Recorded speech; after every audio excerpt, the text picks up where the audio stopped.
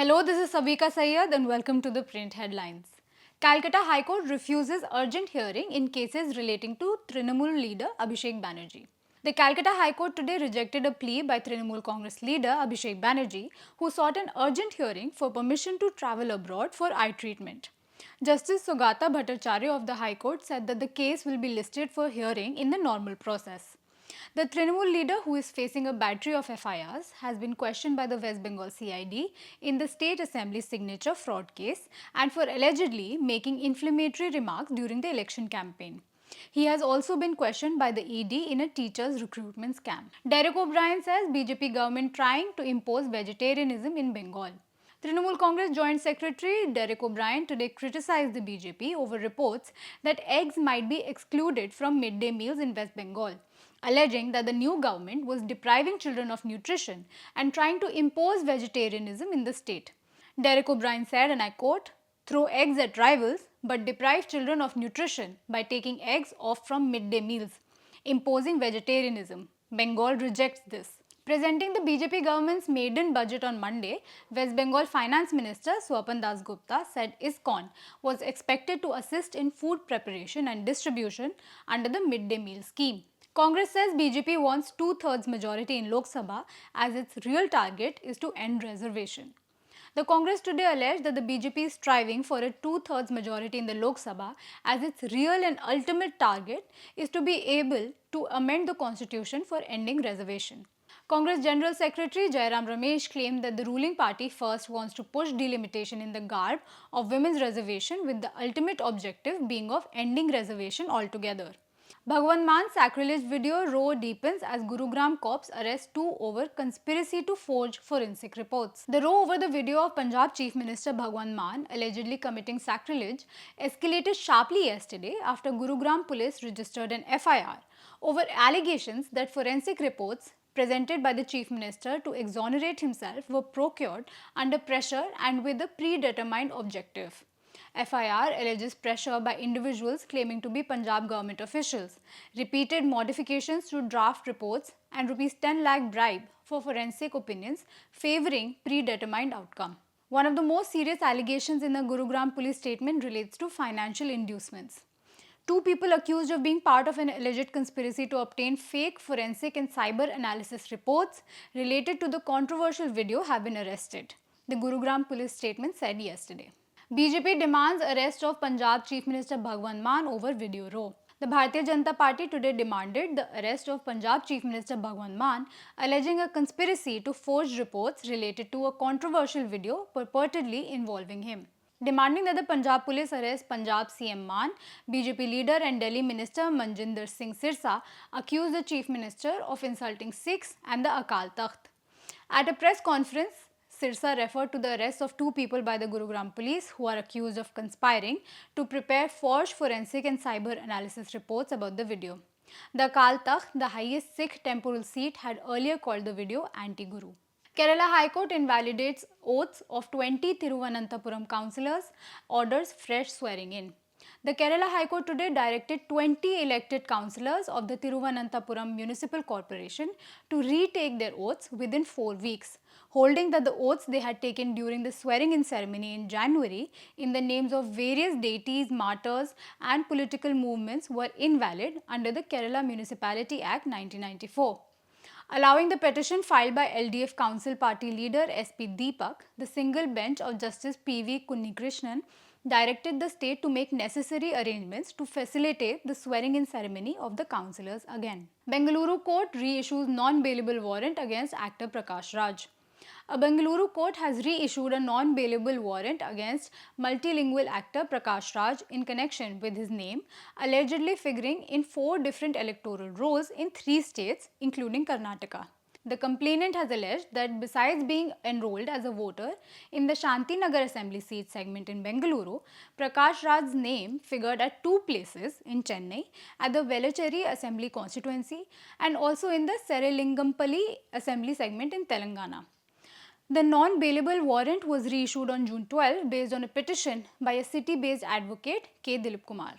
CCTV clue: a hoodie in 33 degrees Celsius lead police to killers in Pune trekker murder. In connection with the Pune Fort murder, police said today that CCTV footage showing a hooded man, later identified as Chetan Chaudhary, trailing Ketan Agarwal and his fiancée Sia Goyal at Lohagad Fort near Pune raised alarm bells. Police found it unusual that the man was wearing a hoodie despite the heat, and his overall suspicious movements prompted them to probe Ketan's death further, which initially appeared to be a tragic trekking accident. Jaishankar and South Korean Foreign Minister discussed deepening strategic partnership in Seoul. External Affairs Minister S. Jaishankar today held talks with his South Korean counterpart Cho Hyun, focusing on bilateral cooperation and the rapidly changing global situation. The talks focused on follow-up measures in the key areas of trade, investment and finance, agreed during South Korean President Lee Jae-myung's state visit to India in April. Jaishankar is currently in South Korea on a 2-day visit, the second leg of an ongoing foreign tour after having visited Mongolia. Iran says deal to end West Asia war is a declaration of US defeat. Mohammad Bagher Ghalibaf, head of the Iranian negotiating team, today said the deal between Iran and the US to end the West Asia war is America's declaration of defeat. Ghalibaf said at a conference in Azerbaijan broadcast on Iranian television, and I quote, "The Islamabad understanding was not the result of pressure and coercion, but rather the result of the resistance and authority of the brave Iranian nation." Oman opens temporary Strait of Hormuz shipping routes, says no tolls will be charged. In coordination with the International Maritime Organization, Oman established temporary maritime corridors to help ships leave the area safely amid heightened security risks. Oman said it would keep the Strait of Hormuz open to shipping without imposing any tolls and had designated 2 temporary routes north and south of the existing shipping lane to facilitate the safe passage of vessels departing the region. US Senate approves war powers resolution in rebuke to Trump over Iran conflict. The US Senate for the first time approved a war powers resolution seeking to block US military action against Iran, as lawmakers watch President Donald Trump's efforts to resolve a conflict that now needs congressional funding. It was the 10th time the Senate has tried to stop the war, and the outcome, on a vote of 50 to 48, was a stunning turnaround from past efforts. Trump instructs DOJ to probe oil companies over higher gasoline prices. US President Donald Trump said today that he has instructed the Department of Justice to look into oil companies for not lowering gasoline pump prices in line with falling crude costs and accused the companies of gouging customers. Trump did not name any companies in his social media post. Rubio starts Middle East trip as allies seek answers on Iran. US Secretary of State Marco Rubio began a Middle East tour in earnest today, seeking to reassure Gulf allies who view concessions in President Donald Trump's Iran deal as too generous to a regional foe. Arriving in Abu Dhabi for a 3-day Gulf trip, Rubio is undertaking his first high-level diplomatic mission on the agreement reached last week to end the 4-month-old US-Israeli war with Iran.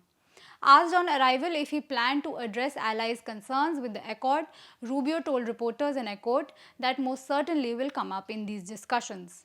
US House passes affordable housing bill, sends it to Trump for enactment. The US House of Representatives passed bipartisan legislation that aims to speed the construction and availability of more affordable housing, sending it to President Donald Trump to be signed into a law. The high cost of living in the US, with inflation rising significantly during Trump's second term, is ranked as a top concern by voters and public opinion polls. The measure passed the Senate on Monday by a vote of 85 to 5. France heatwave's first major outage leaves 68,000 homes without power. Europe's record-breaking heatwave left around 68,000 households without electricity in northwestern France today, in the country's first major power outage of the latest bout of extreme weather. The prefecture in the coastal department of Finistère said in a statement, and I quote, "The outage was related to extreme temperatures and did not injure anyone." Anthropic launches Claude Tag in Slack with plans for wider rollout. Anthropic has launched an artificial intelligence agent inside Salesforce Slack app that can work alongside employees in group chats, deepening its push into the enterprise market that has emerged as a key battleground for AI startups. Kat Wu, Anthropic's head of product for Claude Code, said in an interview, and I quote, "A lot of the capabilities did exist, but actually the form factor of being able to tag in the same way that you would a co-worker is really powerful." Called Claude Tag, the tool lets users summon the company's AI agent into a Slack thread by typing @Claude, where it can read conversations, break down tasks, and proactively flag relevant updates across an organization. Alibaba sues Pentagon over blacklist designation. Alibaba Group on Monday filed a federal lawsuit challenging the US Defense Department's designation of the Chinese technology giant as a Chinese military company, arguing the labeling is arbitrary and lacks due process.